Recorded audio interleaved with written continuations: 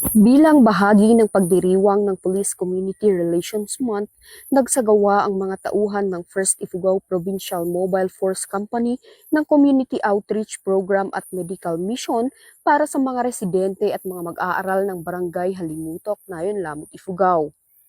Ang aktibidad ay pinangunahan ni Police Lieutenant Colonel Dwight L. Fagian, Force Commander ng 1st IPMFC, sa ilalim ng pamumuno ni Police Colonel Jeremias G. Oyawon, Provincial Director ng Ifugao Police Provincial Office, katuwang ang God's Helping Hand Organization sa pangunguna ni Dr. Arian Taklay, 11th Special Action Battalion, Lamut Municipal Police Station, Municipal Health Office at iba pang mga stakeholders.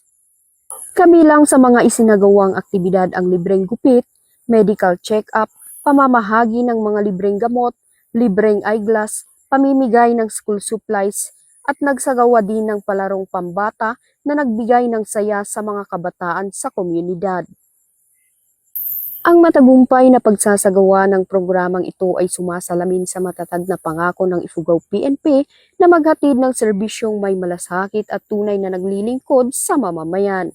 Ipinakita rin nito ang kahalagahan ng pagkakaisa at pagtutulungan ng mga ahensya ng pamahalaan, pribadong organisasyon, mga voluntaryo at iba pang mga stakeholders sa pagtataguyod ng isang ligtas, malusog at mas maunlad na komunidad.